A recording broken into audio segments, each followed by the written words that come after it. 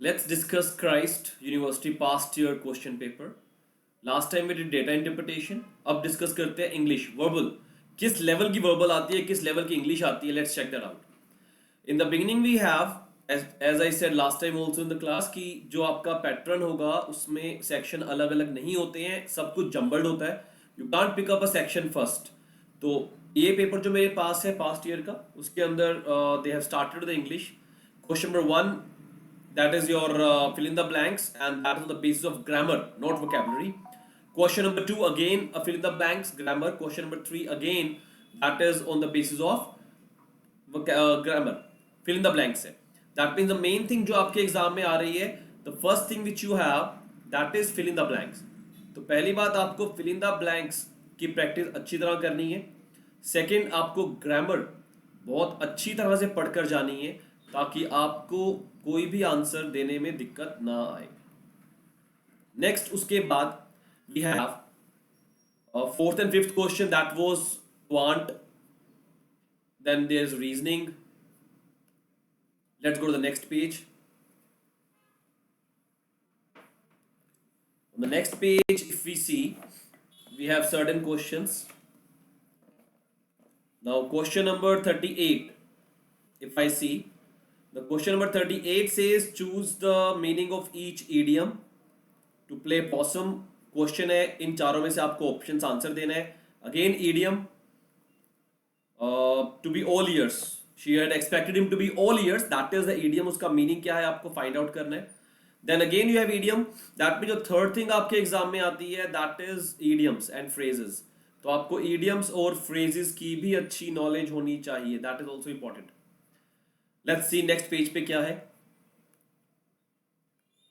Again आपका exam काफ़ी easy होता है, as I already said last time भी मैंने बोला था आप लोगों को. बट लेवल जानना बहुत ज़रूरी है इंग्लिश का, बिकॉज तभी आप एग्जाम में सही ढंग से तैयार की जाओगे. Now after this question number 44, that is fill in the blank with the correct preposition. Now again it is a grammar based preposition आ रहा है, दैट मीन्स अगेन ग्रामर आने वाला है इसमें. Then you have question number 45. Again, it is fill in the blanks. Then you have maths after that. Let's see next page पे क्या है. So in total देखो 20 to 25 questions है जिसमें आपको इंग्लिश आपको आने वाली है. उसके बाद सीधा 40 के बाद you have 80. बीच में सारा रीजनिंग क्वांट जी के आया हुआ है. 85th क्वेश्चन पे भी have again a fill in the blanks. तो मतलब फिल इन द ब्लैंक्स जो है वो बहुत ज़्यादा है आपके एग्जाम में. Again fill in the blanks on the basis of question tag. एक और क्वेश्चन टैग के ऊपर. So that is a part of grammar once again. उसके बाद you have, let's go to the next page. Next page पे क्या है देखते हैं. The next page we have now, यहां पर तो जीके वगैरह नजर आ रहा है. Okay, here it is. Reading comprehension. Reading comprehension का पैसेज बहुत बड़ा नहीं है, छोटा पैसेज आता है. It's not like 300 words. It is going to be approximately 100 to 150 words, जिसके बेस पर आपके पास 4 से 5 क्वेश्चंस होने वाले हैं, and you have to answer on that.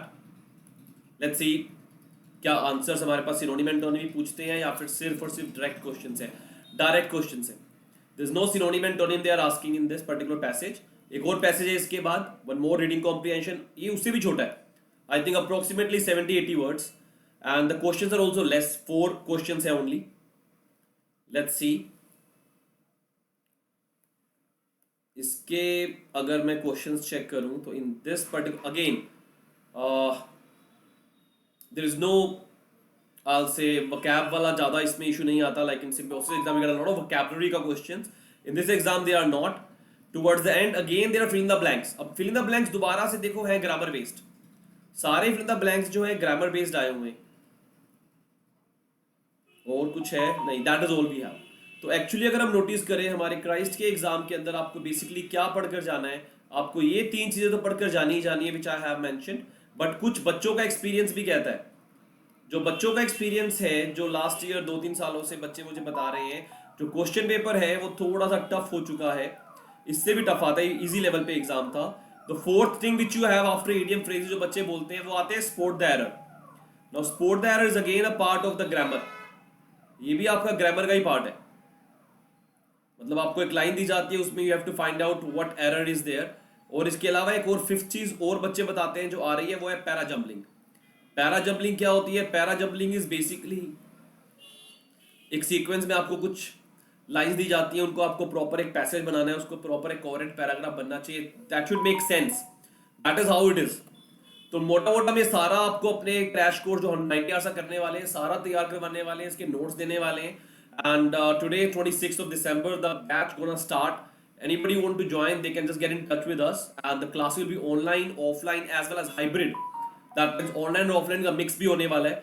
So it depends on you guys, what mode is comfortable for you. As I said in the last videos also, from the last 5-6 years, every time we are getting results and results in Christ University especially. So I think you can get the best coaching from here. Rest, it's your wish. Wish you all the very best. You may visit our results if you would like to on our website, that is acmcoaching.in, or you can just check the reviews in the YouTube channel that we have. अभी के लिए इतना ही है. Next videos I'll talk about your reasoning, किस तरह के कौन से टॉपिक्स आ रहे हैं, या फिर क्वांट में क्या टॉपिक आ रहे हैं, जीके करंट अफेयर्स में क्या आता है. तो that's how you can just narrow down your preparation towards the results. और क्राइस्ट में आपको अगर रिजल्ट चाहिए, you need to get somewhere around 75 to 80% marks. मतलब out of 120 questions which you have to do 90 minutes के अंदर 120 question करना है, तो you should get somewhere around 90 marks, तो you should be able to get somehow. ठीक है, paper test centre पे जाकर है इस बार. So just ensure you prepare well for this exam. 7th April is the first round, 100% seats available.